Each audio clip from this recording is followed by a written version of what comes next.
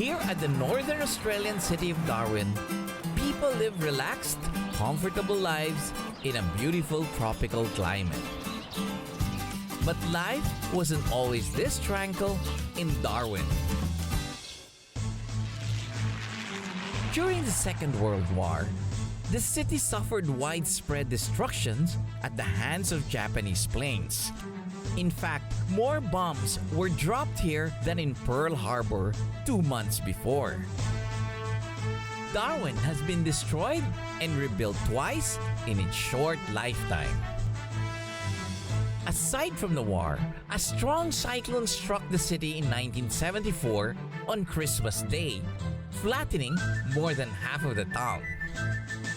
I visited Sam at the Darwin Tourist Facility at the Wharf, where the story of the bombing of Darwin is told in a high-tech, immersive way.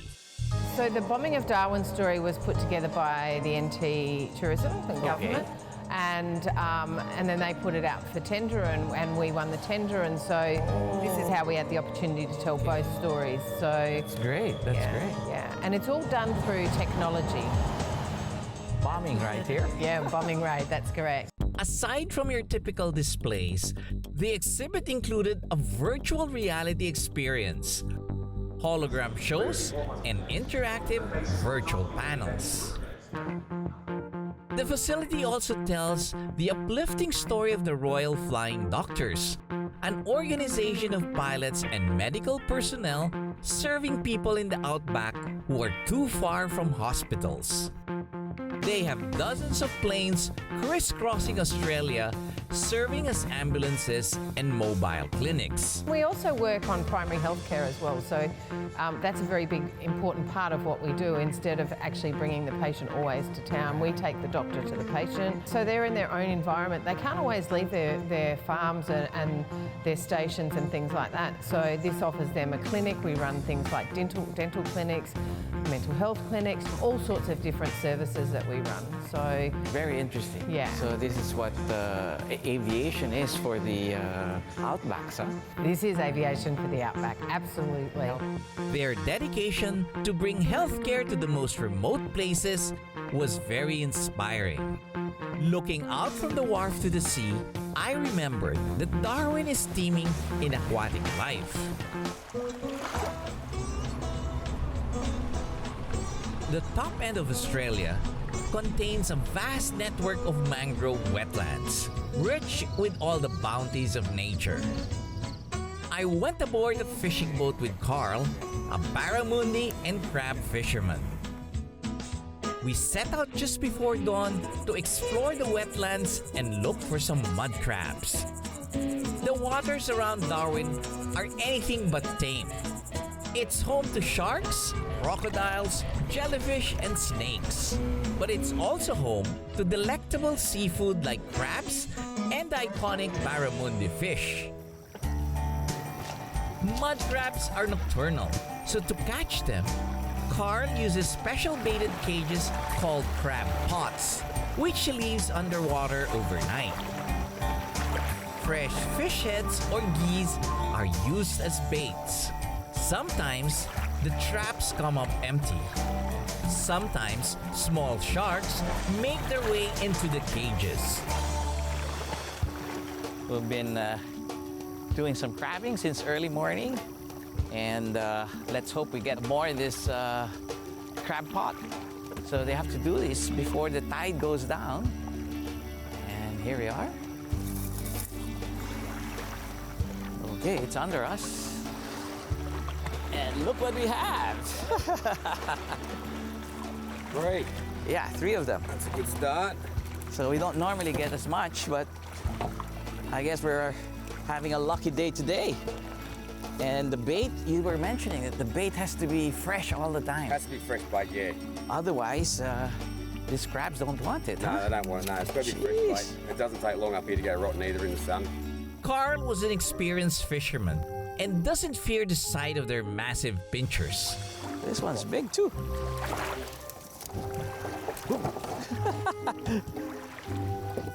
And you know how to catch them, huh? Yeah. I wouldn't dare go near them. I better know, otherwise I get bitten every day. Yes. After netting a big haul of crabs, I was ready to move on to fish some barramundi, one of Australia's tastiest fish. Carl gave me a crash course in barra fishing, though even he admitted that it was a little complicated. All good. And straight up top Yes, of your head so everyone's safe. All right, so you just get him in there. Don't worry about getting him in the trees. Best way to do it is just point your rod tip straight at your lure. So when you do get one, all you'll feel is one knock, boom, like that. As soon as you feel that boom, that bump, he's got that lure right down his belly. Okay? Right. You have to hook him. Okay, so jerk it a bit. Give him a real good one, okay? Yeah. So as soon as they hit the water, bang, they're straight out of the water. They jump. You Okay. have to keep the line tight coming towards you. Just so that otherwise. they don't get away. Fishing for barra in Darwin is exciting, knowing I might even strike it big with a lucky catch. Good luck. Well, you see, this might be our $1 million barra. The local tourism ministry holds an annual $1 million fish competition to attract tourists to fish in the territory. Catching one of the tagged fish can earn you as much as $10,000 to $1 million. Since barra can be found all over Darwin, there was definitely a chance of me netting one.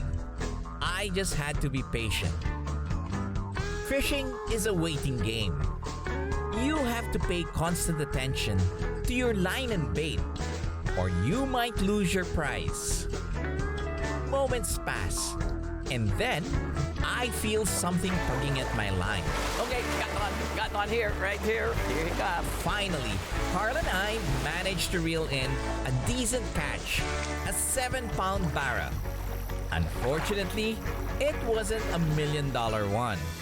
Well, we caught one. Needed a lot of patience, but we managed.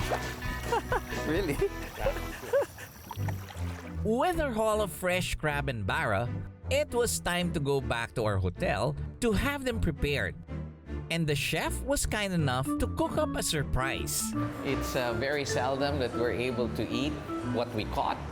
So we're excited to have a taste of our barramundi and our crab.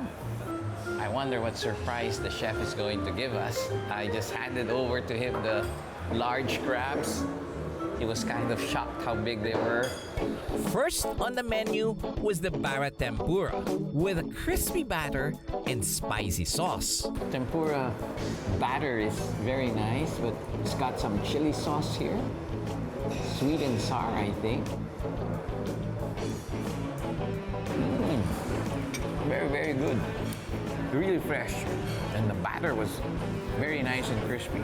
Since the fish we caught was so big, there was enough to make 3 different meals from just one fish. Well, it was a very big barramundi, and they're doing it in different ways. This tempura is very good, but I should try this too.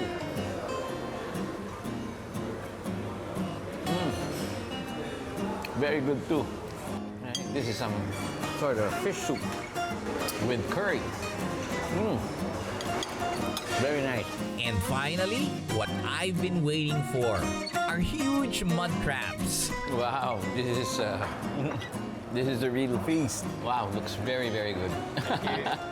I was so excited to get a taste of our morning's catch.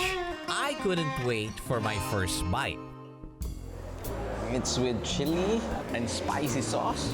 I think this is a little bit too much for me. Also very good. I think I'll be tempted to eat with my hands. Of course, I made one last request from the chef. I told the chef that I'm from the Philippines and I needed rice with my meal. It's going to be a perfect meal for me.